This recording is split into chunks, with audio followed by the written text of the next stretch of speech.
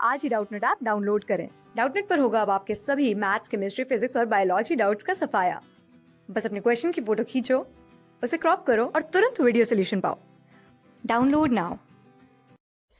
आइए देख लेते हैं जो हमारा सवाल है वो हमसे क्या पूछ रहा है।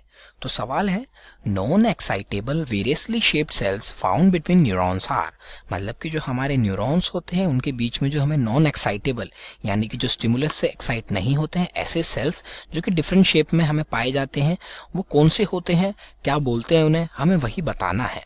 तो आइए देख लेते हैं, बात कर लेते हैं एक बार सबसे पहले न्यूरॉन्स के बारे में, न्यूरॉन का क्या फंक्शन होता है, साथ ही साथ इनके साथ कौन कौन से सेल रहते हैं एसोसिएटेड। न्यूरॉन्स की बात करने के लिए हमें बात करनी पड़ेगी नर्वस सिस्टम के बारे में। नर्वस सिस्टम के अगर मैं कंपोनेंट्स देखता हूं तो जो इनके अंदर हमें पाए जाते हैं वो होता है हमारा ब्रेन, हमारी स्पाइनल कॉर्ड, और इनके साथ एसोसिएटेड हमें पाए जाते हैं नर्व टिश्यूज या फिर नर्व सेल्स हम बोल सकते हैं। बात करता हूं अगर नर्व सेल्स के बारे में तो जो हमारे नर्व सेल्स होते हैं वो बेसिकली दो टाइप के हमें पाए जाते हैं यहाँ पे। एक होते हैं हमारे न्यूरॉन्स और दूसरे होते हैं हमारे न्यूरोग्लियल सेल्स। जो हमारे न्यूरोग्लियल सेल्स होते हैं, ये बात करूंगा दोनों के बारे में, थोड़ी सी स्पेसिफिकेशंस के बारे में। तो जो न्यूरॉन्स होते हैं वो होते हैं हमारे सेंसरी सेल्स, और जो हमारे ये होते हैं न्यूरोग्लियल सेल्स, ये होते हैं हमारे नॉन सेंसरी सेल्स।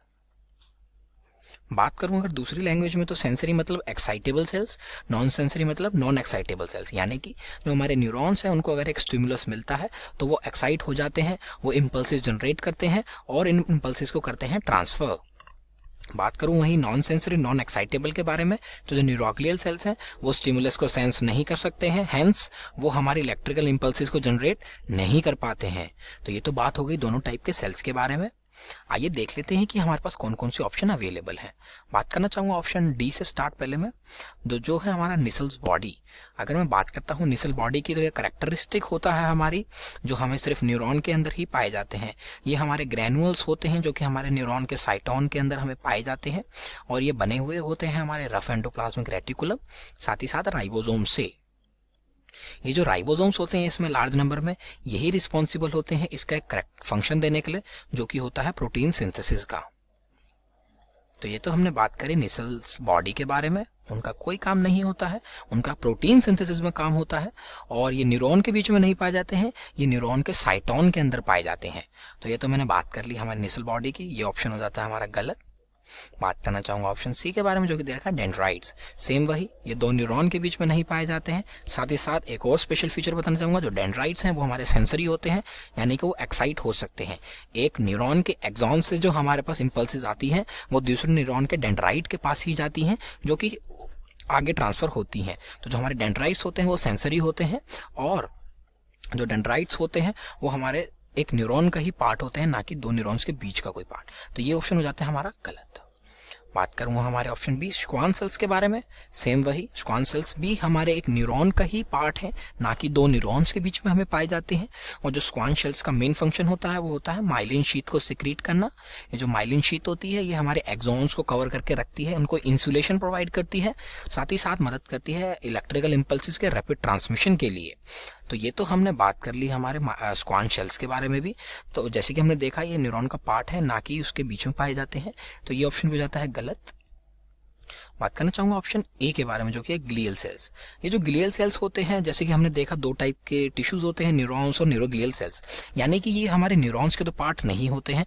तो ये न्यूरॉन्स का पार्ट ना हो तो ये बताऊं तो जो ग्लियल सेल्स का काम होता है वो होता है सपोर्ट प्रोवाइड करना, साथ ही हमारे न्यूरॉन को स्टेबलाइज करते हैं, यानी कि हमारे न्यूरॉन को ये पकड़ के रखते हैं और उसको करते हैं स्टेबलाइज। साथ ही साथ ये प्रोटेक्शन का भी काम करते हैं हमारे न्यूरॉन के लिए।